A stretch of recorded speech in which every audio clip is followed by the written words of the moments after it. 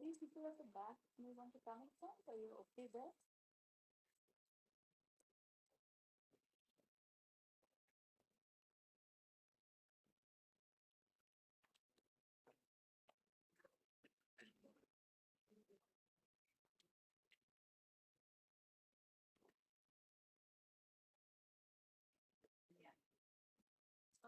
Yeah.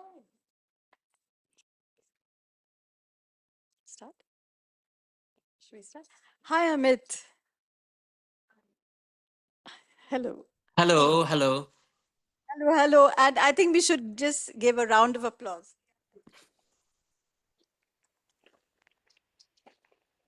Thank you very much. I don't own a tractor. I don't have cows. I don't have a wife, but I'm really happy to be here talking to you.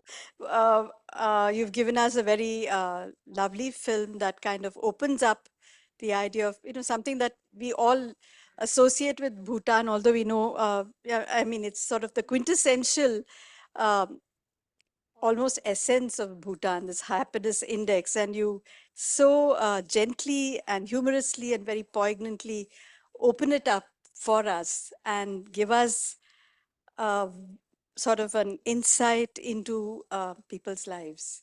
And thank you for doing that so beautifully. Um, there's many things I would like to say, but I'm sure I don't want to take too much time. I just want to pose a few questions and then we can open it up for the to the audience. Is that okay? Um, so yeah, uh, this film is crafted so carefully to give us an insight into Amber's life and all the other people who populate the places that they visit. And through this, it's a very strong narrative. It's got a kind of a very strong, almost fiction-like narrative, where the directors are sort of not too visible in the film. But I just wanted to ask you, being from Bhutan, is this film also very personal for you? Would you like to talk about that aspect?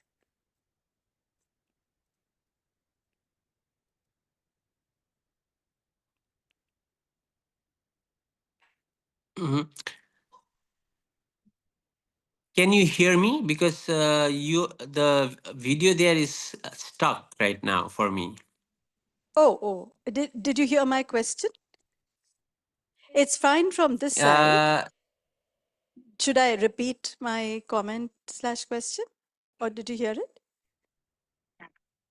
okay, now it's coming Okay. back, but yeah, it's still kind of stuck.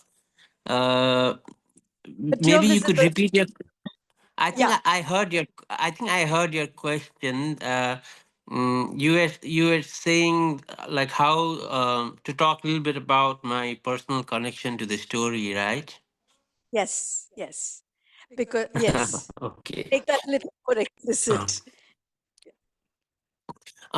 Firstly, thank you for having me. I'm sorry for this kind of temporary setup here. I'm actually in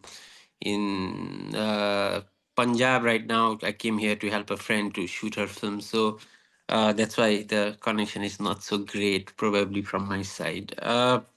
Well, this film actually. About 10 years ago, when I was actually shooting my previous film, two happiness agents walked into the house of our previous characters, and they happened to be Amber and Gunaraj. And the first time I met Amber, I was immediately drawn towards him because he was such a great listener, but at the same time. He was very funny. So I stayed in touch with him, and when I started thinking about this film, I got in touch with him, and then I realized that he himself is not so happy. He was a surveyor, but he himself is not so happy. And so we thought that, oh, here there's a great premise for a film where a happiness agent is not so happy himself, although he goes around measuring people's happiness levels. And as we got to know him a little more, we found out that he doesn't have a citizenship. And me, also belonging to the Nepali ethnicity, living in Bhutan. I'm probably like fourth or fifth generation Bhutanese, but of Nepali origin. Um, um, I also didn't have a citizenship at a certain point in my life. So um, I had this very personal connection with the subject because of this. And because I also come from the Nepali ethnicity, Amber immediately opened up to me.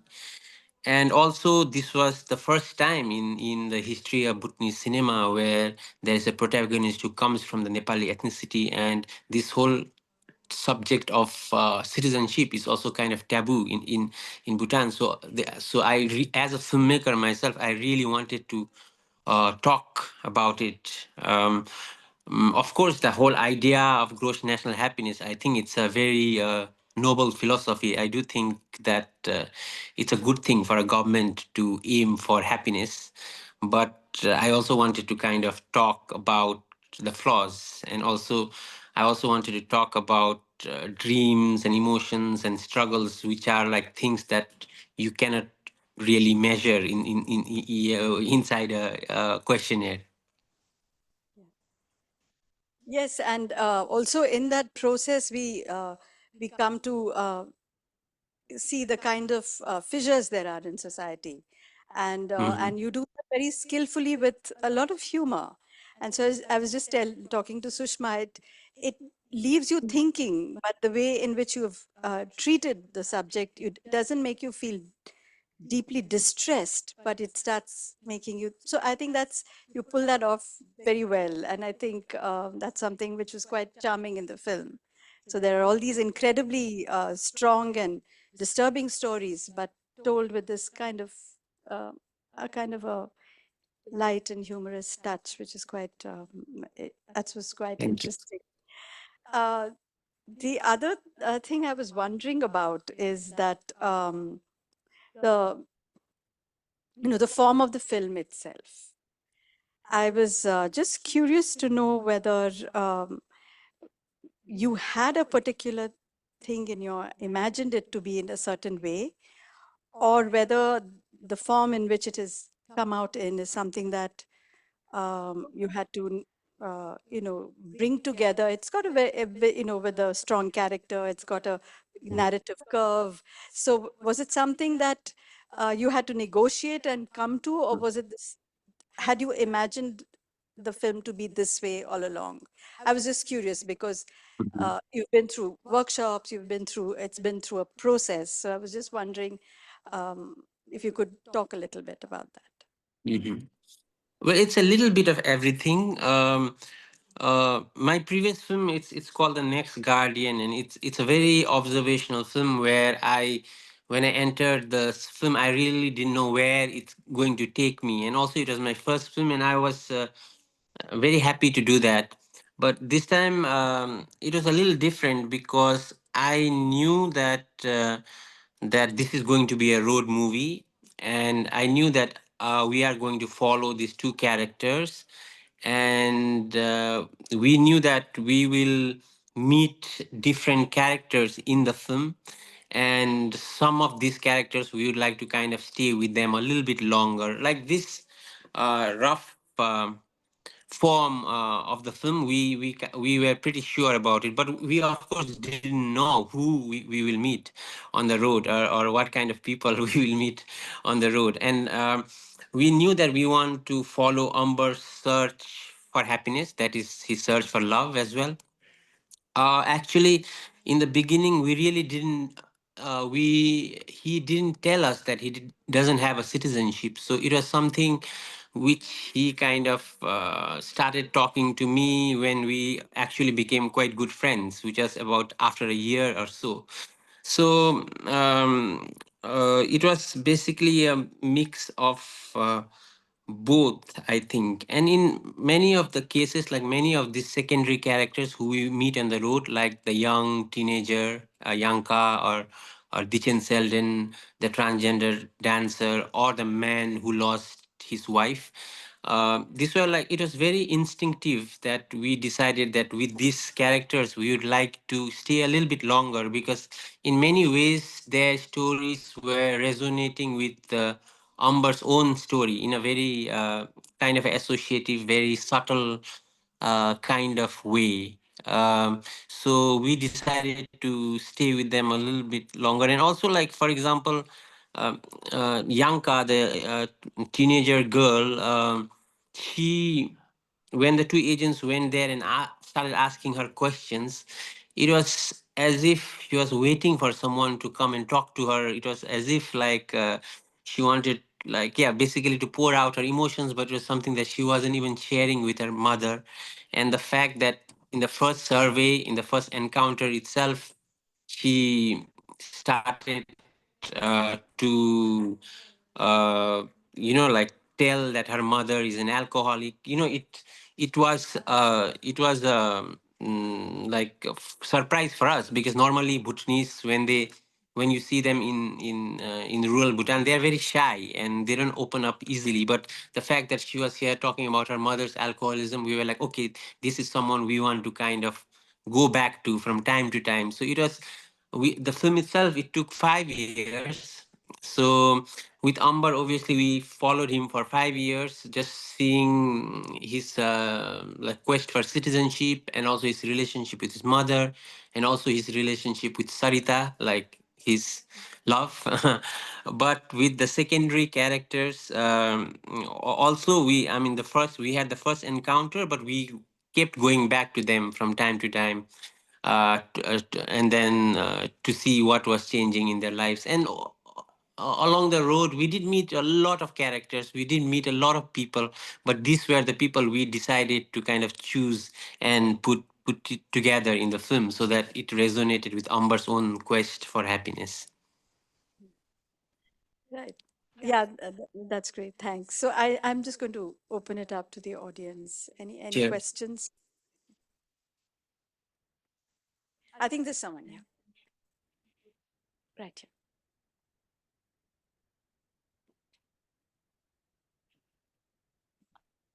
here. Hello, Arun. This is Anju. I was Hello. expecting. Hello, hi. I was expecting to meet you. Yeah, but that's fine. I'm Oh, talking to you. sorry. Yeah. So, yeah, I wanted to ask you, why is the citizenship thing so difficult in Bhutan?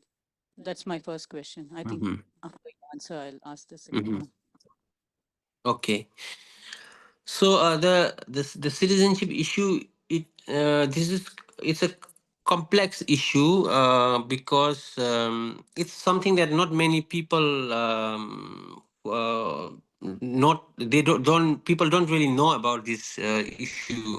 In the 90s, the government was trying to forcefully assimilate the people of Nepali origin into the majority culture, and when that happened, there was the Nepali people. They basically they came out revolting against this. And then when that happened, the government didn't know how to handle it, so they decided to chase a lot of these people to Nepal, where they lived as refugees for about 20-25 years. And now they are resettled by the UNHCR in different parts of the world. But the people who managed to stay back, their citizenship was also taken away. Like, they always had citizenship, but it was taken away from them. So Amber also belongs to this group of people. Even I also didn't have a citizenship at a certain period in my life. So yeah, it's a very complex. It's also something hidden by the government for a long time, and it's something that the government never acknowledges. So as someone coming from the Nepali ethnicity myself, I thought that I should talk about it, because I'm talking about gross national happiness, and then I also have to talk about this issue. Okay. Thank you so much. That answered my question. Thank you. Yeah. Bye. Mhm. Hi, Arun. Thank you so much. I Hello. really enjoyed watching your film. I actually did some work with the royal government of Bhutan last year, and to what you were Uh-huh. saying, speaking about Nepalis and their experience was very much something that you could just not even broach with the government. And so I'm very grateful that you brought that perspective through this beautiful film. I'm Thank you. wondering, uh, what has been the reception of your film in Bhutan itself? Is it accessible to people there? What are the reactions that you've seen from the characters in your film or otherwise? Thank you. Thank you. Uh, so just a few months ago, we did a screening for basically it was a private screening where we also called our main characters, and it was very overwhelming because I think the characters could really follow the film. They were laughing, they were crying as well, and also after the screening, it was so nice that this the characters were talking with one another. It was the first time they were actually sharing one space. Like for example, Dichin's mother, she because she knows that Yanka, the teenager girl, like she comes from a very poor family. She wanted to sponsor her education. So it was like, although they are not so well to do themselves, so it was really nice. It is a really and also I think for many of our characters, because we have followed them for many years, it's also somehow it is it is a memory of of their relationship with one another. In a way, this film also became a film about caregiving. Like you can see, like a lot of like mother daughter, mother son relationship. Also, we see sisterhood in the three women who kind of found solace from this patriarch, the man. So uh, in I think, but when it comes to the government, I'm trying to show it very kind of carefully, very slowly, without making it a big deal, without advertising it too much. But at the same time, the government does know that there is a film like this because of the international response that we had for the film. So it's also the first film that actually deals with this issue. So they themselves also, they don't know how to deal with it. I mean, I've been called to the happiness center quite a few times to kind of answer questions, like about the film itself, but no one has come and told me that, oh, you are going to get into trouble or anything. So, but at the same time, I also don't want to overwhelm the government right now. I want to show the film, I want to keep showing it, but really do private screenings as much as possible, not do a big commercial screening. But I'm also screening this in schools, in colleges, and also taking my own private equipment, hiking up the mountains and showing it in small communities and monasteries. And that's how we are trying to create change, but kind of softly. Yeah. Thank you. Um, yes. Hi, I'm Shreyas, and first of all, brilliant film Thank because you.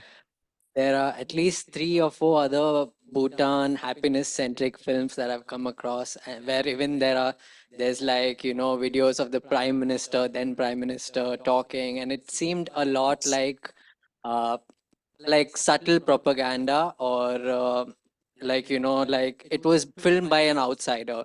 So it's Mhm. so brilliant to see you kind of put out this hierarchy and the underlying nuances that are very hard for outsiders who have already been swept away by that kind of narrative that Bhutan is like an utopia and all of that. So basically, I work in Sikkim, the neighboring state.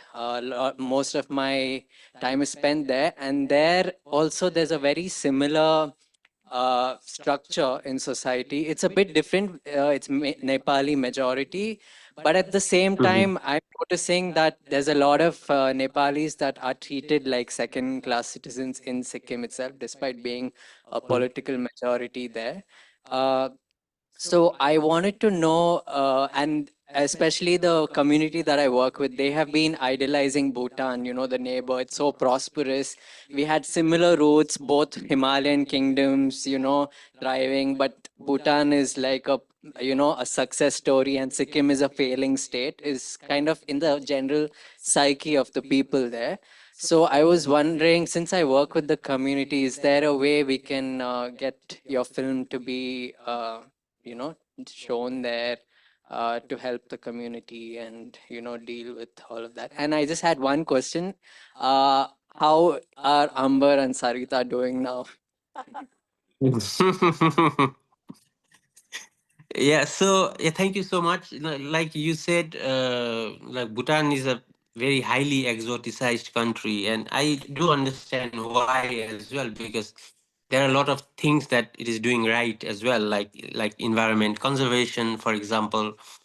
We didn't want to dismiss the whole idea of gross national happiness. We wanted to say that there are a lot of good things in it as well. Like I think when people go from door to door measuring people's happiness levels and asking them if you are happy or not, in many ways it's also like a therapy for for many of the characters, and also in some way it helps in policy making as well. But we wanted to also use this whole gross national happiness as a tool to enter, as almost like an excuse to enter into the lives of different people, so that we kind of show a more complex vision about the country, and also to share that we do have similar problems like anywhere else in the world.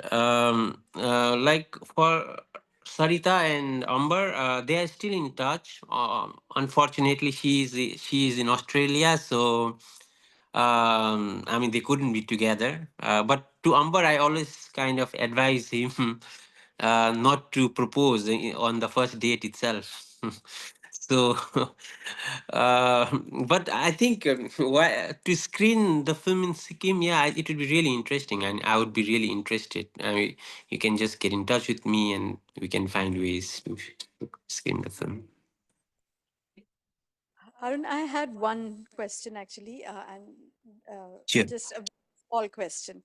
Uh, you have chosen to set your film in the rural part of Bhutan. I was wondering whether you were tempted to set it in a city, or you made that choice. If you could just say a little bit about that, because it's a Yeah, interesting. yeah. It was it was also because I grew up in the same region where most of the characters of the film are, so I was interested in that. And it was also when we were doing the research and when we were actually traveling with the agents themselves, I was more touched by the answers that the people in rural Bhutan were giving. And in a lot of times for me, it was like a reminder of the things that used to make me happy myself, but I myself forgot along the way, like because I have big dreams and I live in the city now. So it was really, and also like it's a cliche in many ways, but the level of acceptance that Bhutanese in rural Bhutan have for their reality, whether it's sadness or happiness, like they are. I thought that they are able to accept or acknowledge their being or their happiness or sadness more, and also to live in the moment more. So it was like those are like certain things that I was reminded of or I learned from the film when I was actually going in rural Bhutan. So that's one of the reasons that we see more rural Bhutan. And at the same time, I mean, if you go through Bhutan, most of it anyways is rural. Like even the city is also very traditional. Like the city where Dichen Selen our transgender character. She lives and works. Even that is also very traditional in many ways. Like her mother herself, she's so full of traditional wisdom. So it's very hard to distinguish between urban and rural Bhutan anyway. So that's also probably the reason that you see a lot of rural Bhutan in the film. Any questions? I so I could like this is just an interpretation which I could find while watching the film, the beautiful film. Like there's a scene where like Amber is at the bottom of a a zigzag hill and a zigzag road, and he's going to the top on the tiny car of his. So it felt like a very Sisyphean kind of task which he's doing, like and does it have any such undertones of like that we should imagine Sisyphus happy, like because his job is kind of like seeking out answers about happiness, but internally he's not happy. Is it something you have thought of while making the film by any chance? Yes, definitely. When obviously this the shot where he's driving up the hill, it was shot quite before. Like right now, it's at the end of the film, but during the editing, we have obviously put it in the end of the film. But yeah, we wanted to. Yeah, it's a metaphor for life struggles, basically. The whole serpentine road that we see, the where the car moves, and then after that, he was actually sending this video message to Sarita, and then he dances. And for us, it symbolizes that he's letting go and he's accepting his reality. Yeah. So, hi. So I visited Bhutan in 2018. Okay, and it was a beautiful country, at least still a beautiful country. And then I came to Siliguri, and I was like, okay, what the heck? Okay, Siliguri. So, as I am seeing this movie, okay, matlab, I just wanted to express my feelings. I feel so sad and mournful right now, okay, because Mhm. I love the idea that Bhutan is a wonderful place, okay, where government is takes care. Again, yeah, there are problems, okay, but maybe the ignorance was kind of very blissful. That's all I have to say right now. I come from Jharkhand, okay, and we have enough problems. Here's someone. Thank you so much. Thank you. Yeah, hello. I am Parameshwaran, and I enjoyed the film. I was in Bhutan in 2019, working for government of Bhutan's health department, Oh, and I see. yeah, I stayed there for about 2 weeks. I was in Paro, and then I visited Thimphu. But that was mostly, a high-level IT work. But I was closely observing, the Bhutanese life, at least in those cities. And I was also interacting with various people from the government, and many of them were students in my class. I was doing some training. So it was for me, it was taking me back to 2019 and what I saw in Bhutan. So one thing which I wanted to ask you is, yes, you have this, each person has his or her own desires and wishes, and some of those work, some of them do not happen. So they feel happy, they feel sad. But what I want to ask you is, I found that Bhutanese people, at least whom I saw, bunch of them, they they have a lot of compassion, they have a lot of kindness, and they work together in the sense they are collectively happy. They like to do things even if there was a problem. Let's say we had plenty of problems while I was doing my teaching. We had power problems. We had to shift to, we were doing it in Paru near the airport. Then we had to go to Timpu. We had to go to a general hospital there. I forgot the name of the hospital, and that was a makeshift room. But I was, when I look back to those days, they were never unhappy. In fact, all of them, we had around 20 of them attending my class. All of them had no issues, and they were trying to help all of us. And they were trying to get it up and running as soon as possible. And so that aspect of Bhutanese life, the community part, kindness, compassion, helping each other, and then finding joy in that. And a lot of research across the globe says that, finally, a lot of happiness comes from the community living and giving and taking and all that, right? So I did not see much of that in this documentary or in this film. So any specific reason for that? Because you chose to show individual, sadness, happiness, feelings about themselves, right? That's all. Yes, I don't think this film is only about sadness. At the same time, I think it's a very exotic view to say that a country is fully happy, because there is always sadness. I think where there is happiness, there will be sadness. But at the same time, I do agree with you that there is a lot of community spirit in the film, in Bhutan, and that basically drives. That is one of the reasons for for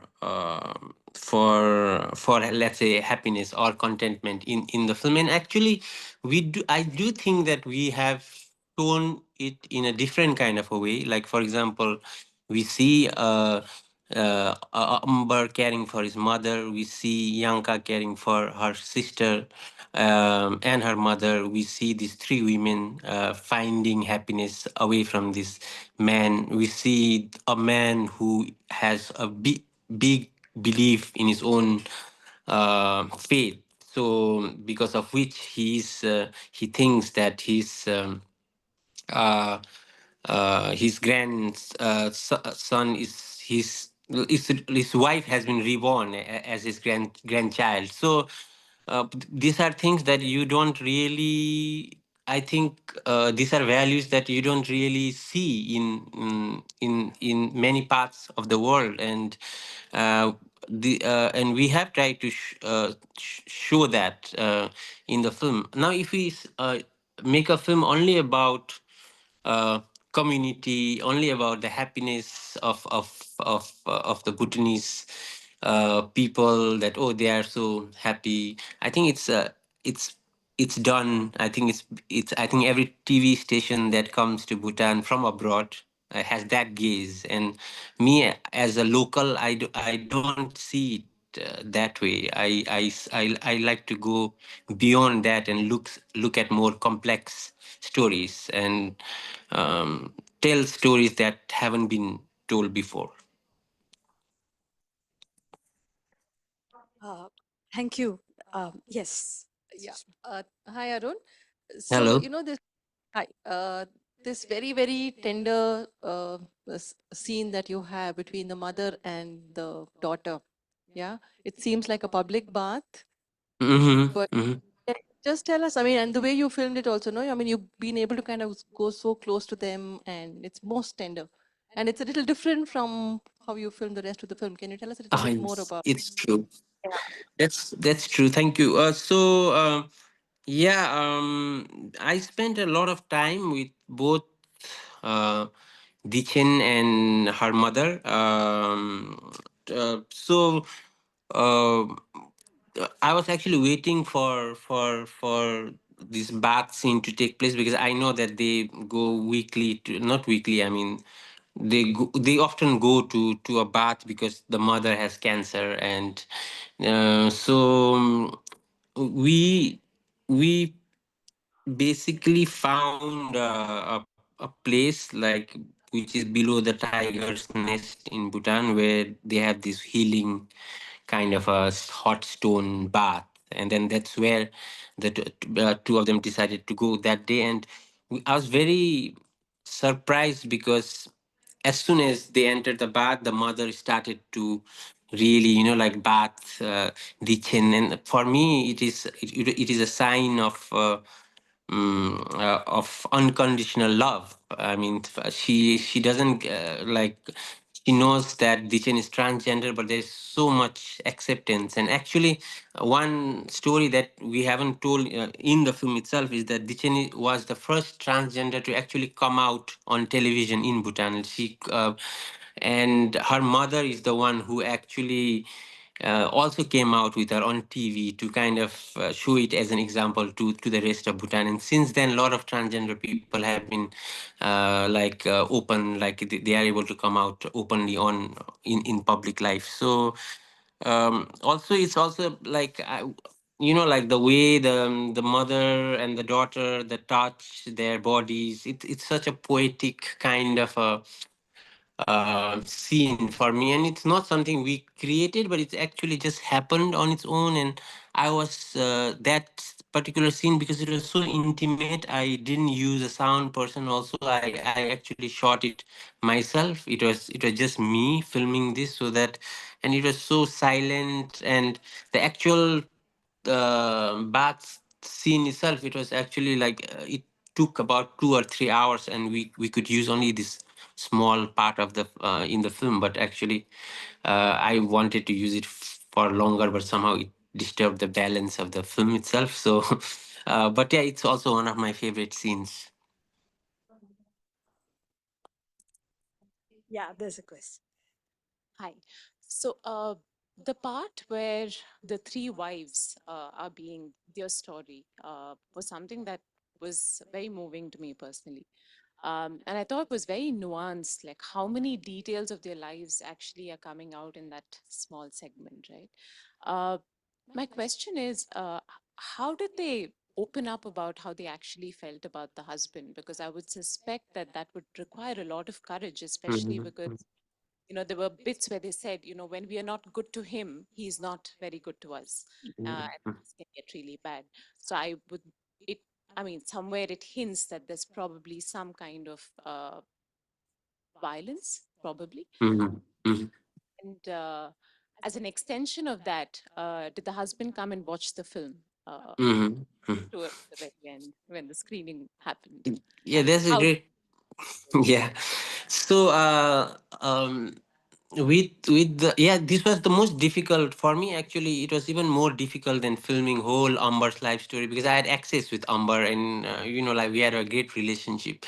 But with the three wives, and the man, it was very tricky, because the first time they did the survey with the man. And actually, we had the survey, and then we went back and we watched the footage, and we were like, oh, but there is something else here happening, because we saw how the eldest wife was crying in the scene, and we wanted to kind of tell the story from the point of view of the wives, of course. And so I started going back to their house actually every Sunday, because that is the only time when they are free from going around the prayer wheels. The rest of the week they are basically going around the prayer wheels, ironically. So uh, I had to visit them every Sunday, and somehow with time, because I know the local dialect that the three wives speak in, which is from the eastern part of Bhutan, I had to tell them that I'm on your side, I'm not on his side. So, so with time, also they understood that okay, I'm on their side, and then so that's how they actually, for them, sometimes the camera can also be an outlet for people to kind of start talking about their feelings. And because I was there alone most of the time, only sometimes I had a sound person, they were more and more expressive, and they started really talking about their husband. And yeah, when I was actually showing the film, I didn't screen I screened this film privately to the four of them, because I was not sure in the whole big cinema theater when I to show it to them, like how the reaction will be from the husband. But when I was screening the film in their house, all four of them, I was a little bit nervous, but somehow I realized there that the man just doesn't understand. He's just so boastful that he was very proud of himself. So, and at the same time, now I think the three wives have much more agency. I think when they were younger, it was harder, tougher for them. But now I think they have more power than the man itself, because the three of them are like sisters. Yeah, and just to follow up, I think your film is full of very, very small and wonderful details. And it's really, and you've done it visually, you've done it in so many ways. It's really, it really leaves you with a lot of, yeah, it really deepens a lot of things for you when you watch it. So that was really skillfully done, beautifully done. Any other question? Wind up? Arun, thank you so much. And it's short. Oh, sorry. One more question. Last question. We have time? No. Okay. Thank you so much. This is wonderful. And I think, yeah, it's something that I'd like to go back and watch again. So thank you very Thank much. you so And thank much. you all for coming. Thank you, Vikalp, for inviting me to do this. Thank you. I mean, I wish I was there in person, but yeah, maybe next time with my next film, which will be after 5 years, I suppose. But yeah, it's so great. Actually, this is the first screening in Bangalore, so I'm super happy that all of you came to watch the film and also stay back for the Q&A and ask such great questions. Thank you so much. Thank you.